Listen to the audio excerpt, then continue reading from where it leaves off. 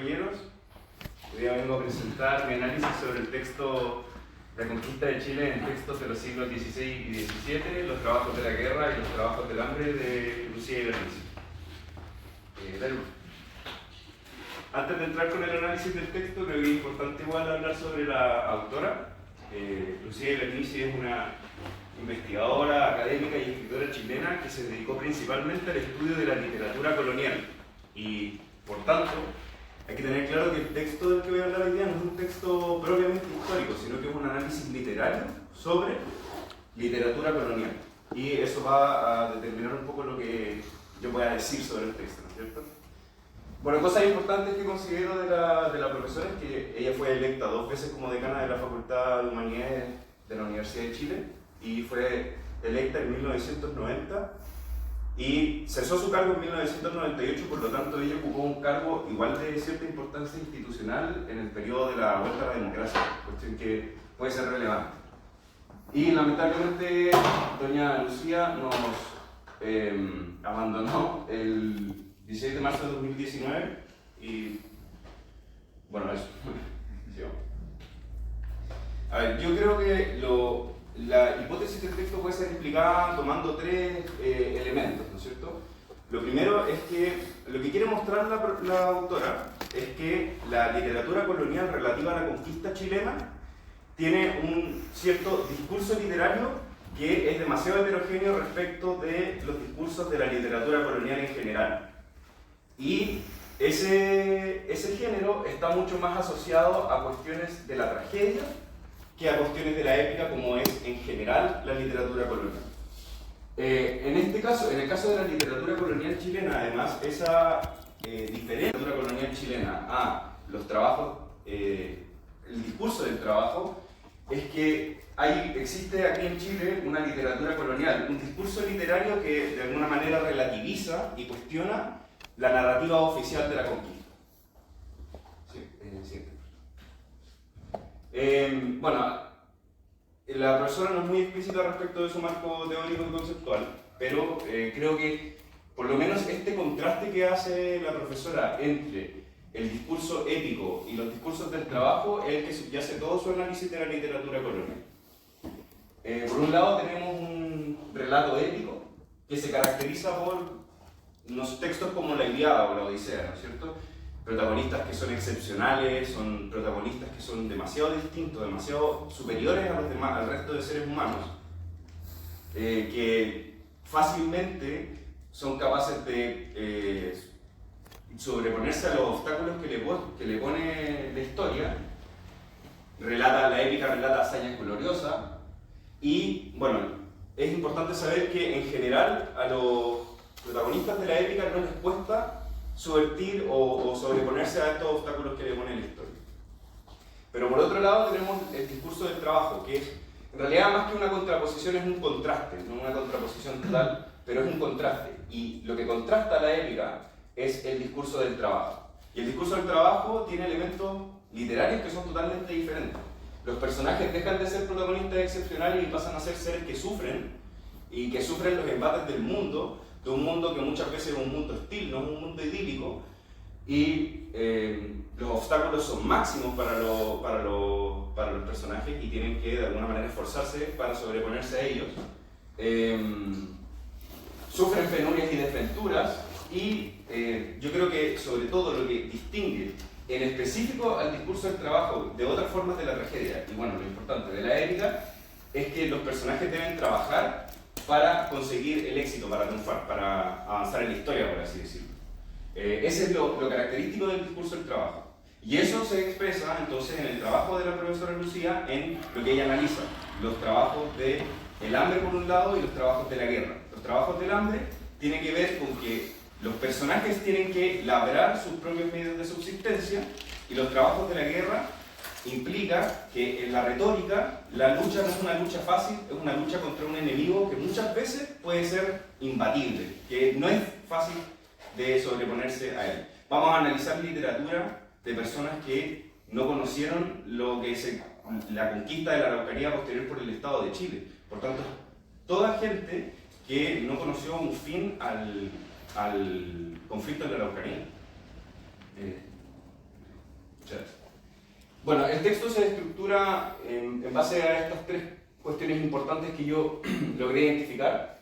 Primero es que de la literatura colonial en general, la profesora Lucía lo que hace es derivar una estructura genérica de la literatura de la conquista que está compuesta principalmente de dos discursos. Un discurso que tiene que ver con un discurso informativo y un discurso que es un discurso autolegitimante. ¿En qué consisten estos dos discursos? Bueno, el discurso informativo es todo lo que nosotros podemos ver en una crónica o un relato.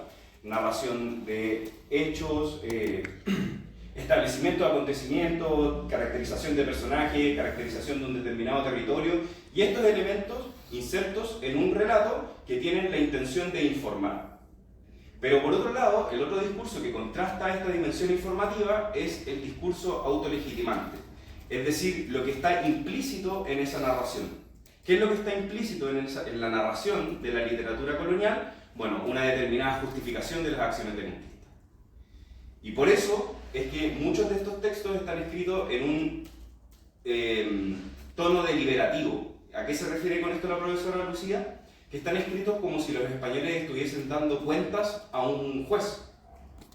Y eso no está tan alejado de la realidad porque tenían que dar cuentas de sus acciones ante las autoridades reales. Lo importante, bueno, y respecto de eso que acabo de explicar, es que es importante entender que la literatura chilena es particularmente heterodoxa respecto de esa estructura. ¿Por qué? Porque esa estructura en general está ligada a la épica y por tanto la forma autolegitimante de exponer las narraciones tiene que ver con lo que expliqué antes, ¿no es cierto? Grandes hazañas, grandes héroes, personajes excepcionales, etc. Y por otro lado, aquí en Chile, hay por lo menos 5 textos principales que relativizan totalmente esa unión entre épica y los discursos informativos y autolegitimantes. Eso es lo que quiere mostrar la profesora Renfort. Y argumenta en base a 5 textos, que a la continuación. Lo primero que dice la profesora Lucía Bernice es que nosotros podemos ver en el epistolario de Pedro de Valdivia un montón de ejemplos en los cuales los españoles aparecen ejerciendo acciones de construcción y labrando la tierra. ¿Y qué es lo que muestra esto? Eso es importante porque una persona como Pedro Valdivia, que viene de una cosmovisión española, que quiere, nosotros entendemos que quiere representarse como un hombre excepcional, desde la cosmovisión española es difícil entender por qué él podría estar, de alguna manera, admitiendo que construyó, que cultivó la tierra, que trabajó, porque en la cosmovisión española, que es todavía tempranamente moderna, cuestiones como el trabajo están asociados a los estamentos más bajos de la sociedad, no a los estamentos altos. Por tanto, es interesante que Pedro Valdivia, en un montón de pasajes, admita que él mismo ejerce labores de trabajo. El siguiente ejemplo literario que utiliza la profesora Ibernici es la historia de todas las cosas que han acaecido en el reino de Chile y de los que han gobernado de Góngora Marmolejo. Este texto es sumamente importante porque introduce dimensiones de un discurso fracasista, de un discurso del fracaso. Relativiza la narrativa épica porque por primera vez reconoce que los españoles sufren infortunios, que los españoles tienen desventuras y sobre todo lo más importante es que cuando Góngora Marmolejo lo relata, describe el periodo de los primeros 6 gobernantes, lo describe como un periodo tendiente al vicio, es decir, un periodo de corrupción, un periodo que de alguna manera había roto con un pasado épico. Estos textos no son totalmente desligados de la épica, con un pasado épico representado por supuesto por Pedro Valdivia. El siguiente ejemplo literario es la crónica y relación copiosa y verdad de los reinos de Chile de Jerónimo Vivar. Este texto, nuevamente, estamos todavía textos que presentan muchos elementos literarios de la épica, pero ya aquí tenemos una humanización de un personaje que es importante en la historia, ¿no es cierto? Jerónimo de Vivar centra la historia en Pedro Valdivia y en este texto Pedro Valdivia no deja de aparecer como un ser humano excepcional, como un ser humano que es extremadamente superior a los demás, pero ahora se admite que Pedro Valdivia sufre infortunios a los que es incapaz de sobreponerse. O sea, el territorio chileno impone, la conquista del territorio chileno impone obstáculos tan grandes que ni siquiera una persona con las cualidades de Pedro Valdivia puede sobreponerse a ella. Entonces, es importante porque relativiza un poco la idea de que Pedro Valdivia es como un semidios y pasa a ser un humano. Añade dimensiones literarias como la dimensión del sufrimiento y establece que las penurias que sufren Pedro Valdivia y su hueste las sufre con el cuerpo y con el corazón. ¿Qué quiere decir eso? Que sufre las penurias propias del hambre, del frío, etcétera, de estar en un ambiente inhóspito, y por otro lado también sufre las penurias de sus compañeros. La idea de Jerónimo Vivar era básicamente ser capaz de establecer un modelo ejemplar que avivase a otras personas a emprender acciones de conquista en Chile. El siguiente ejemplo, ¿cuánto tiempo me queda? El siguiente ejemplo es la histórica relación del Reino de Chile de Alonso de Ovalle, y que es un escrito extremadamente similar al canon de la literatura colonial, sobre todo porque es un texto que está escrito para justificar las acciones de conquista. ¿Y por qué las justifica? Bueno, porque las acciones de conquista son las acciones en una guerra del bien contra el mal, de la civilización contra la barbarie, de la cristiandad contra la idolatría. Él dice, de hecho, que la guerra de conquista en Chile es una guerra de los hijos de Dios contra las fuerzas de Satanás. Pero pese a que justifica la conquista y relata una narrativa más bien parecida a la épica, lo hace insertando los hechos en un relato que es progresivo, en donde el territorio de Chile era un territorio extremadamente negativo, tenía muchos aspectos negativos, inhóspitos, qué sé yo, incivilizado, etc. Y desde que se asientan los españoles comienza un proceso de mejoramiento global. Y entonces ese mejoramiento global es producto de, precisamente, los trabajos del hambre, los trabajos de la guerra, la laboriosidad de los españoles y la lucha ardua contra el indígena.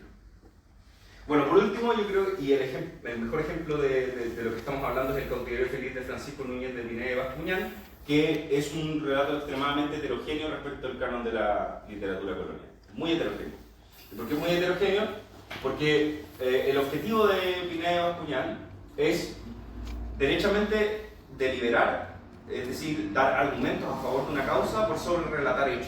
Y por eso quizás es una escritura demasiado redundante que ha sido criticada como una escritura que está básicamente hecha para ostentar erudición. Eso es lo que se ha dicho del cautiverio feliz. Lo que quería es hacer pensar a la gente que él sabía mucho. Pero en realidad lo importante es que él está argumentando sobre todo la idea de que la conquista ha perdido legitimidad. El cautiverio feliz introduce ciertas dimensiones que están completamente silenciadas en la otra narrativa.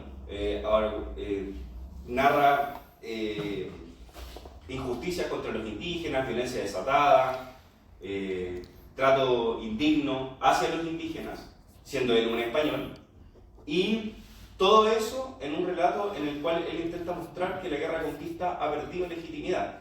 Y ha perdido legitimidad no solo en base a los textos normativos, a las leyes, sino que ha perdido legitimidad respecto de la misión evangelizadora. Los españoles no solo se han salido del derecho propiamente tal, sino también del derecho divino. Y eso es para él inaudito. Otra cuestión que es sumamente interesante del cautiverio feliz es que justifica la respuesta violenta de los indígenas. Dice, bueno, ante las tropelías que cometen los españoles en contra de los indígenas está completamente justificado su autodefensa.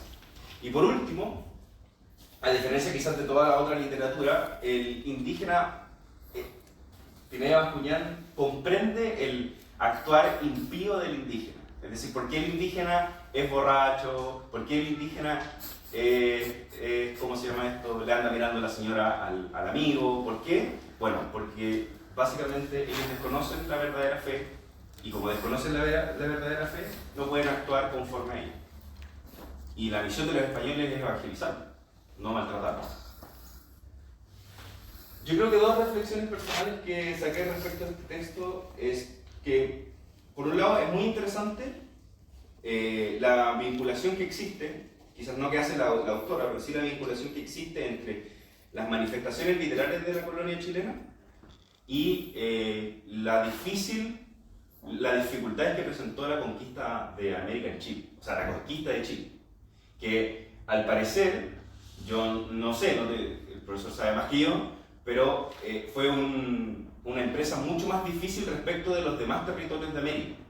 Y eso queda de manifiesto en la literatura colonial chilena. La literatura colonial chilena no es una épica y es una tragedia porque precisamente acá en los hechos hubo una empresa de conquista que presentó más dificultades, que presentó más penuria, que fue hecha en un territorio extremadamente hostil, extremadamente inhóspito, pobre, etc.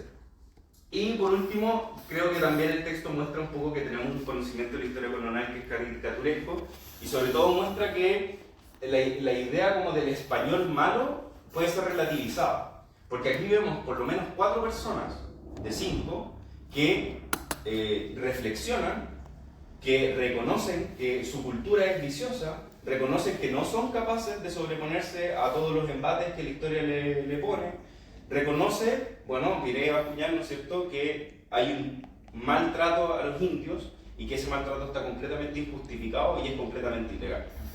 Esas cuestiones, que autores españoles reconozcan esas cosas, muestra que, bueno, había gente consciente de que ellos no eran los dioses que a lo mejor que creían ser.